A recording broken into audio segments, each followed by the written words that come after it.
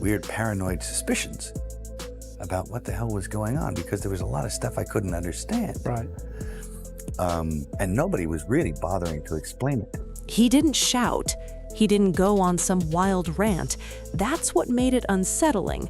Because when Mel Gibson started speaking about Jeffrey Epstein and the people around him, it wasn't loud. It was quiet, controlled, almost like someone who had been holding something in for years and finally decided to let just a piece of it out. And that's where this story begins. Not with the island, not with the headlines, not even with the arrests, but with a question that still hasn't been fully answered. Who was really behind Epstein? Because here's the part that keeps bothering people who look closely. Epstein didn't just appear out of nowhere. If this is true, what the is going on? And how is that monster still loose? He wasn't some billionaire genius who built an empire everyone could clearly trace. His rise didn't follow the normal path. No clear company, no obvious breakthrough, no public blueprint for how he got so powerful. Some of your worst nightmares were real. And yet, he had everything. Private jets, a private island, access to presidents, royalty, celebrities, billionaires. That kind of access doesn't just happen. I imagined that stuff. That couldn't be the reason for why so-and-so was acting like, could it? And then you find out later on the track that you were exactly on track with a lot of this stuff. And according to Mel Gibson, it didn't. What he's been hinting at, carefully, slowly, over time, is something far bigger than one man's crimes. Something structured, something organized, something that, if true, would explain why so many questions still feel unfinished. Told the police. In fact, if anybody wants to go back to 1993 when I was interviewed by the Santa Barbara Police Department, I sat there and I gave them the names. They're on record. Because Epstein, in this version of the story, wasn't the top, he was the middle. And if that's true, then someone else was above him, someone with more power, more reach, and a lot more to lose. Now, to understand why Mel Gibson's words carry weight for some people, you have to go back, way before Epstein became a global headline, way before documentaries and court cases and leaked files. You have to go back to Gibson himself. Even when I met Jay-Z and I signed to Rock Nation, the first thing he told me to do is get plastic surgery. I'm not insecure because I would have got plastic surgery. Because for decades, he wasn't just a movie star. He was one of the biggest names in Hollywood, a box office giant, a director, a producer, a man who had access to rooms most people will never even hear about. He wasn't on the outside looking in, he was inside. He attended the events, met the executives, sat at the same tables as the people shaping the industry. And for a long time, everything looked perfect. Why did God give me this life? Sometimes it's overwhelming. Why did God give me my talent, my gift, my family?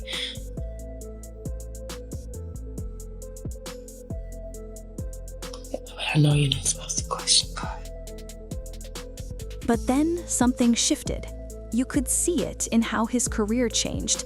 Not overnight, not all at once, but gradually, quietly. Roles slowed down, relationships changed, the tone around him shifted in the media. And while a lot of that has been publicly linked to his own controversies, and those are real, documented moments, there's another layer that some people believe gets overlooked: timing. Because according to interviews and statements over the years, Gibson had raised concerns about darker elements inside Hollywood long before those conversations became mainstream. And back then, almost nobody wanted to listen. Bigger things at play here. And institutions that purport to touch on the divine are necessarily going to be affected by that slugfest that's going on between good and evil. Right. And sometimes good gives up ground. But here's the twist. Years later, when Epstein's name exploded across headlines, when documents started surfacing, when powerful connections began getting exposed, suddenly some of the questions Gibson had been hinting at didn't sound so easy to dismiss anymore. And that's when people started going back, re-watching interviews, reanalyzing statements, looking for patterns. Because what he was suggesting wasn't simple. It wasn't just about Epstein. It was about a system. And systems don't run on one person. They run on layers.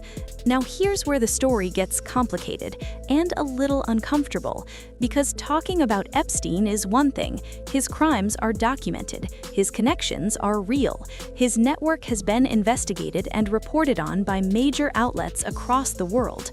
Why is it all on me? Why is it if I don't release the names in the next 2 months, 6 months, or a year, I'm the bad guy? I'm the victim here. I'm the one who's been But talking about handlers, that's different. That's where things move from clear facts into questions that are still being debated. And Mel Gibson, in his own way, has pointed directly at that gap, not by naming one specific person, but by asking something much more unsettling. How did Epstein keep operating for so long? Think about it. He was investigated, charged, convicted. And yet, he still had access, still had connections, still had protection, at least in the sense that his influence didn't completely disappear the way you might expect. That's not normal. And Gibson's warning, if you listen carefully, is about exactly that. He's not just saying Epstein was dangerous, he's saying the environment that allowed Epstein to exist might still be there. That's the part that sticks, because if one man could operate like that for years, across countries, across industries, then it raises a bigger question. Was he acting alone, or was he useful to someone else? Human sacrifice aspect is alive and well in our society, I think. It really is. It's just dressed up in a different way. And that's where things start to feel less like a scandal and more like a structure. Because every operation, no matter how big or small, has support. People who handle logistics, people who open doors, people who make sure everything runs smoothly behind the scenes. And Epstein had all of that: assistants, associates, connections in finance, politics, entertainment. But here's the detail that keeps coming up in conversations around this topic: access. Access to powerful people isn't something you can fake for long. It has to be given, maintained, protected. And that protection is what Mel Gibson keeps circling back to. Not directly accusing, not laying out a detailed map, but suggesting that Epstein's world wasn't built by accident. It was allowed. And when something is allowed at that level, it usually benefits someone. But here's where it gets even more intense, because when Gibson talks about Hollywood, he doesn't describe it as just an entertainment industry. He describes it as a system of influence, a place where image, reputation, and access are controlled very carefully, where careers can rise fast and fall even faster. And in that kind of environment, silence can be powerful, because speaking out isn't just risky, it can be career-ending. And that fear, whether real or perceived, creates something dangerous. A culture where people see things but don't say anything, where questions exist but don't get asked publicly, where stories stay behind closed doors. And according to Gibson's perspective, that silence is part of what allowed figures like Epstein to move the way they did. Not because everyone was involved, but because enough people stayed quiet. Now, let's be clear. There is a difference between proven facts and speculation. Epstein's crimes? Proven. His connections? Documented. But the idea of a larger hidden network controlling everything from the top, that's still a matter of debate, investigation, and interpretation. And it's important to keep that line clear. But even within that boundary, one truth remains. The Epstein case exposed something bigger than one person. It exposed how power works, how influence protects itself, how systems can fail or be manipulated in ways that aren't always obvious at first. And that's exactly what makes Gibson's warning feel so chilling, because he's not just talking about the past, he's talking about patterns. And patterns don't disappear overnight. They evolve, they adapt, they continue in ways people don't always recognize right away. That's what makes this more than just a story about one man. It becomes a story about power, about access, about what happens when influence goes unchecked. And emotionally, that hits hard. Because for the victims, this wasn't a theory, it wasn't a debate, it was real. Lives affected, trauma carried, stories that took years to even be heard. And when you look at it from that angle, the idea that there might have been more people involved or more layers behind the scenes becomes even heavier. Because it means accountability might still be incomplete. It means the full truth might not be fully known. And that uncertainty, that's what stays with people. It's what keeps the conversation going. It's what makes warnings like Gibson's feel less like noise and more like something people don't want to ignore completely. But here's the final piece, and this is where everything comes together. Mel Gibson didn't present a detailed blueprint. He didn't release documents. He didn't name a single mastermind.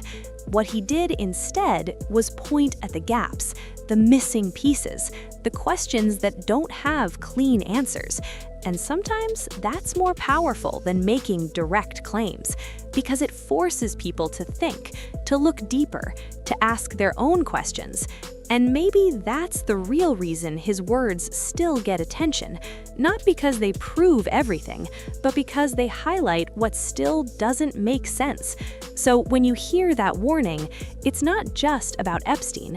It's about what might still be hidden, what might still be protected, and whether the full story has actually been told. Because if history has shown anything, it's that the biggest truths don't always come out all at once. Sometimes they come out slowly, piece by piece, and sometimes they come out through the people who were close enough to see something wasn't right, even if they couldn't prove all of it. So the real question isn't just who Epstein was, it's whether we've really understood everything around him, or if we've only seen what we were allowed to see.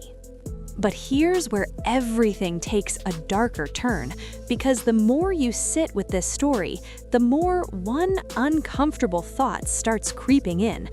What if Epstein wasn't the exception? What if he was the example? Because think about how long it took for his name to truly explode into the public sphere. Years, decades even. Allegations, whispers, small reports that never quite broke through, until suddenly they did. And when they did, it felt like the world was catching up to something that had been happening in the shadows for a very long time. And that's exactly what makes Mel Gibson's warning feel less like a random opinion and more like a pattern he believes he's seen before. Because according to him, Epstein wasn't operating in isolation. He was operating in an environment where certain behaviors were ignored, certain doors were always open, and certain people were protected. Not openly, not officially, but in ways that mattered. And that brings us to something people don't like to talk about: power protection. Because in any industry, especially one as influential as Hollywood, power doesn't just sit there. It protects itself. It builds networks. It creates circles where loyalty matters more than truth.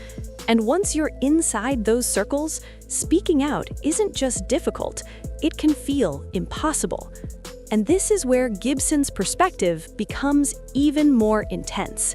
He's not just warning about individuals, he's warning about a culture where people rise fast, fall hard, and where the rules don't always apply equally to everyone.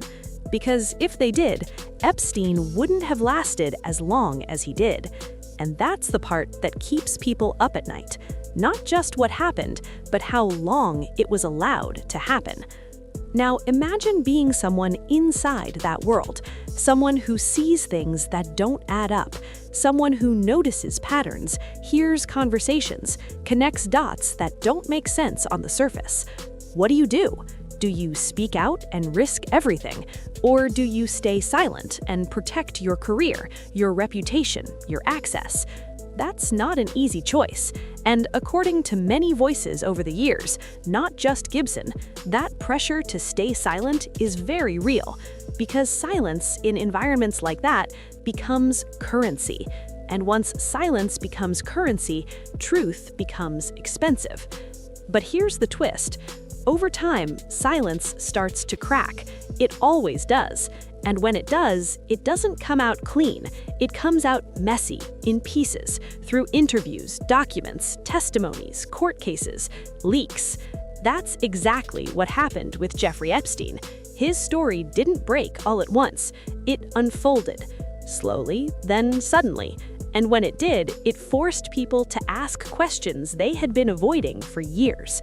Questions about who knew what, questions about who helped, questions about who looked the other way, and most importantly, questions about who might still be protected. Because here's something nobody can ignore. Even after everything came out, even after investigations, trials, global media coverage, there are still gaps, still names that haven't been fully explained, still connections that raise eyebrows, still moments where things don't quite line up. And that's exactly the space where Gibson's warning lives, not in proven headlines, but in the unanswered. Because sometimes what's missing tells you more than what's present.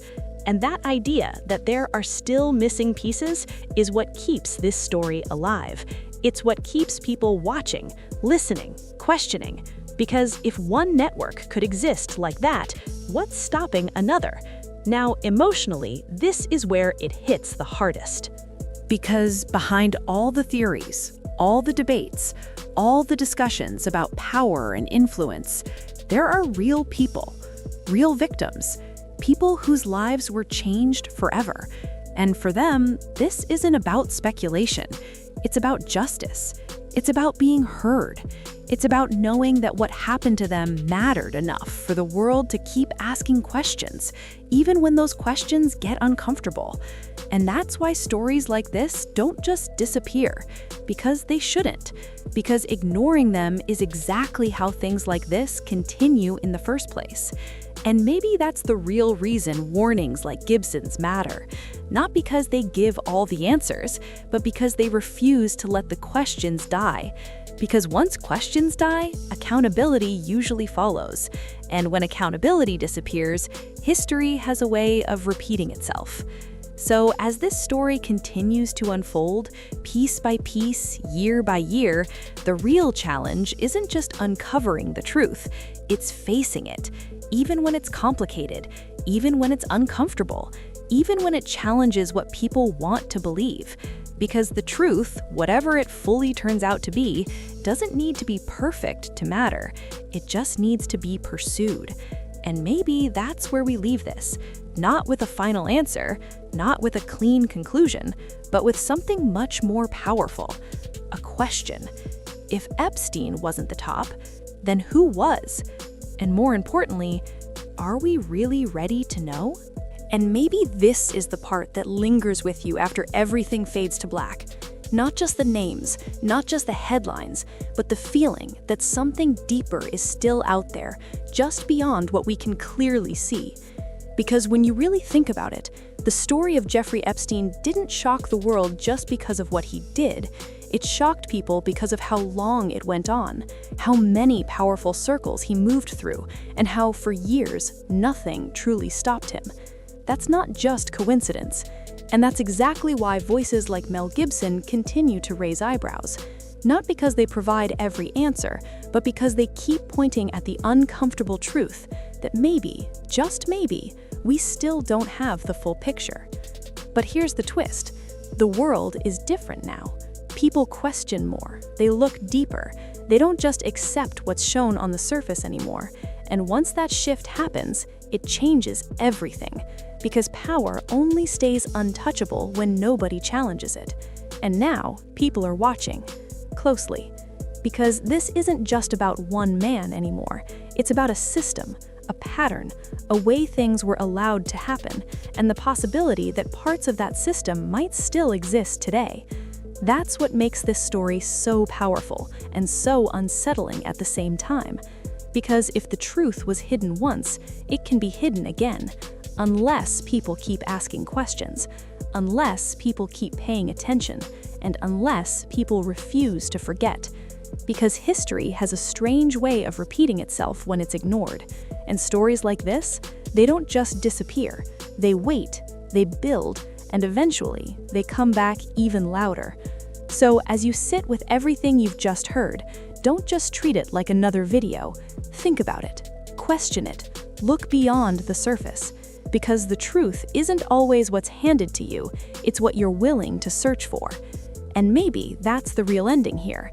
Not a conclusion, but a continuation, a reminder that this story isn't finished, and neither is the search for answers.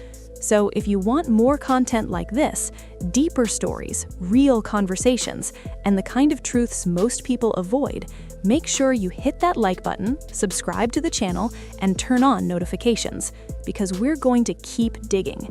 And trust me, you don't want to miss what comes next.